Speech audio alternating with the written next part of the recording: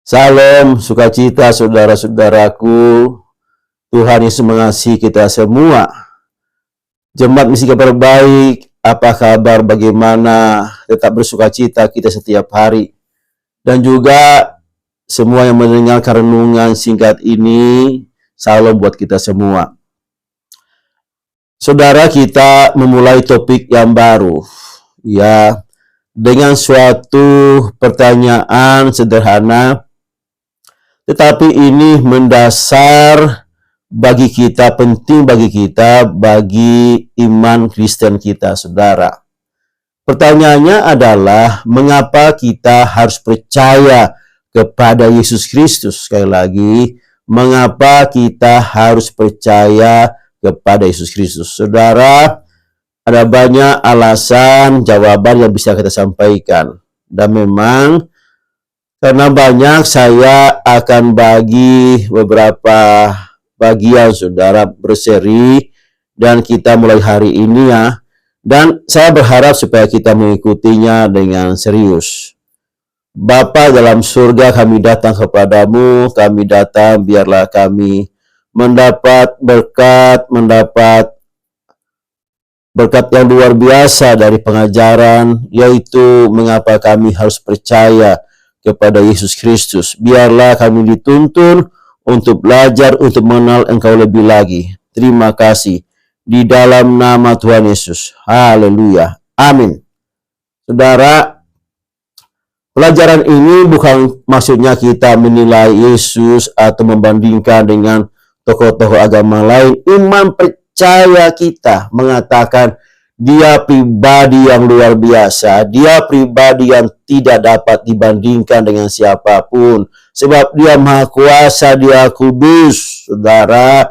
Dia Maha Suci, saudara. Dia pencipta langit dan bumi. Pikiran kita ini, saudara, tidak akan mencampurnya. Jauh dari seluruh pikiran kita. Melampaui pikiran kita, saudara. Melampaui, saudara. Tetapi, saudara, kita bersyukur. Kita ini di antara 8 miliar sampai 9 miliar kita dipilih menjadi orang pilihannya seperti bangsa Israel. Tetapi kita menjadi bangsa Israel rohani karena kita dipilih oleh karena iman kita kepada Yesus Kristus. Saudara, kenapa saya mengangkat topik ini? Supaya kita belajar lebih jauh lagi mengenal Tuhan kita, supaya saya dan saudara semakin bertambah-tambah pengetahuan kita dan juga semakin bertambah-tambah iman kita dari kita belajar firman Tuhan. Tentu segala alasan dari pertanyaan ini, satu-satunya referensi kita, sumber kita adalah firman Tuhan, Alkitab, saudara. Tidak diambil dari buku-buku yang lain. Sebab inilah firman Tuhan, disitulah sumber utama kita. Saudara, mari kita mulai dengan alasan yang pertama, kenapa kita harus percaya kepada Yesus Kristus. Yang pertama, karena Dia adalah pribadi yang dinubuatkan. Sekali lagi, karena Dia adalah pribadi yang dinubuatkan, yaitu tentang kelahirannya, tentang kematiannya, penderitaannya, tentang kebangkitan, bahkan naik ke surga, bahkan nanti datang kedua kalinya. Sudah ada nubuatnya, sudah ada firman-Nya di dalam perjanjian lama, dan kita yakin dan kita percaya bahwa semuanya digenapi, saudara. Saudara, ada sekitar 300 nubuatan di sana dan semuanya sudah digenapi dan sedang menunggu penggenapannya, yaitu kedatangan Yesus kedua kalinya, saudara. Nah, saudara yang kekasih dalam Tuhan, mari kita bicara tentang nubuatan ini. Yang pertama, nubuatan tentang kelahirannya. Nubuatan itu bicara tentang firman Tuhan yang disampaikan kepada para nabi untuk disampaikan pada umat. apa yang terjadi kemudian tentang kelahiran, tentang Mesias ini, apa yang terjadi, kelahirannya, kematian dan sebagainya yang akan terjadi kemudian hari, dan semuanya sudah tergenapi di perjanjian baru, saudara. Mari kita buka, saudara-saudara, dari nubuatan kelahiran Yesus Kristus. Kejadian 3:15, Aku akan mengadakan permusuhan antara engkau dan perempuan ini, antara keturunanmu dan keturunannya. Keturunannya akan meremukkan kepalamu dan engkau akan meremukkan tumitnya. Saudara, jadi 4.000 tahun dari nubuatan ini sampai digenapi Yesus di perjanjian baru, itu melewati 4.000 tahun, saudara. Luar biasa. Pada saat manusia jatuh ke dalam dosa, Tuhan telah merencanakan untuk menurunkan Mesias, saudara, untuk menebus manusia dari dosa, dari kematian oleh karena dosa, saudara. Pada saat manusia jatuh dalam dosa, manusia mengalami kematian, binasa, saudara.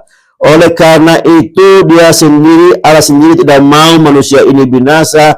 Dia sudah merancangkan penyelamatan bagi umat manusia ini supaya tidak binasa. Dia hendak mengirimkan suatu keturunan dari perempuan Hawa ini, saudara.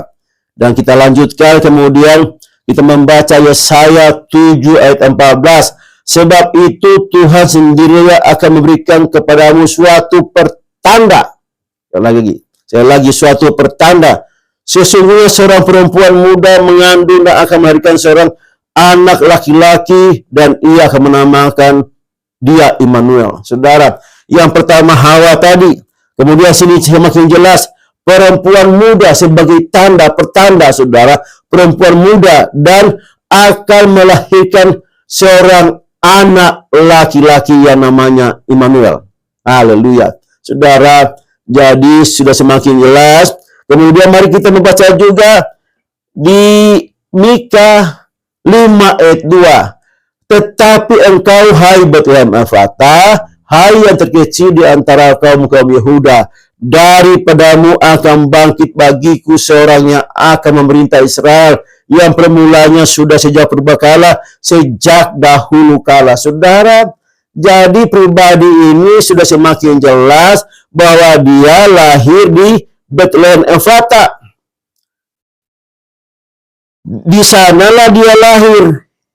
Jadi yang pertama dari Hawa, keturunan perempuan, yang kedua dari perempuan muda dan lahir putra laki-laki, dan yang ketiga ini adalah dia lahirnya di Betlehem, di kota Daud, saudara.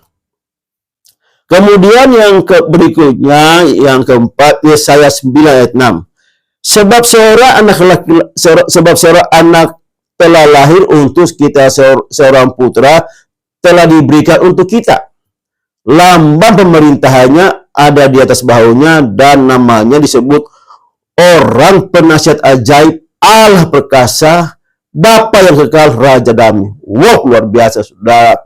Jadi semakin tinggi nubuatannya ini. Dia adalah pribadi seorang putra yang di atasnya ada lambang pemerintahan. Di bahunya disebut Penasihat Ajaib, Allah yang Perkasa, Bapa yang Kekal, Raja Damai. Luar biasa, saudara. Inilah nubuat-nubuat di dalam perjanjian lama tentang kelahiran. Masih banyak, saudara, tapi saya ambil ini saja ya. Tetapi semua nubuat ini, saudara, semuanya tergenapi di dalam perjanjian baru. Tergenapi 2000 tahun yang lalu, saudara. Kita membaca Lukas 2 ayat 11. Kita ambil penggenapannya satu saja, yaitu dari Injil ini saja. Ada berapa Injil menyatakan kelahirannya. Kita ambil dari Lukas 2 ayat 11. Hari ini telah lahir bagimu Juru Selamat, yaitu Kristus Tuhan kita, Tuhan di kota Daud. Haleluya.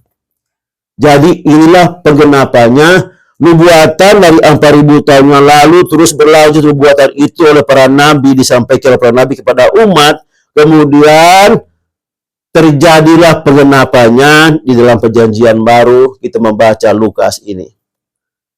Saudara, ini peristiwa yang luar biasa. Tuhan mendesain nubuatannya itu sampai terjadi dengan detail-detail yang sempurna. Bayangkan saudara, Mika berbicara bahwa akan lahir di Bethlehem. Lalu Maria dan Yusuf ini tinggal di Nazaret. Antara Nazaret dan Bethlehem itu jaraknya kira-kira 150 kilo. Tetapi nubuatan Mika ini persis terjadi. Kenapa kejadiannya terjadi? Desainnya Tuhan seperti ini. Tiba-tiba ada sensus yang harus Yusuf dan Maria itu mendaftarkan diri ke kotanya di Bethlehem. Maka mereka berangkat. Mereka berangkat dari Nazaret ke Bethlehem. Antara Nazaret dan Bethlehem itu ada jarak 150 kilo. Nah, terjadilah di sana kelahiran. Bahwa saya percaya demikian desain Tuhan, rencana Tuhan, detail Tuhan dalam menggenapi nubuatannya ini terjadi. Demikian saudara, nubuatan-nubuatan lain di sana ada tangan Tuhan, ada kuasa Tuhan yang campur tangan, campur di sana supaya setiap nubuatan ini terjadi persis. Tidak meleset, saudara. Luar biasa Tuhan kita. Dia telah dinubuatkan baik kelahirannya. Jadi satu yang kita dapatkan, saudara. Kenapa kita harus percaya kepada Yesus Kristus? Karena dia sudah dibuatkan. Dan hari ini kita bicara tentang kelahirannya yang sudah dinubuatkan dari 4.000 tahun yang lalu mulainya dinubuatkan terus oleh para nabi. Demikian saudara, biarlah kita hari ini belajar dari nubuatan tentang kelahiran Yesus Kristus. Haleluya. Puji Tuhan. Terima kasih Bapa. Biarlah kami diberkati saat kami mendengarkan firman Tuhan secara singkat ini. Di dalam nama Tuhan Yesus. Haleluya. Amin.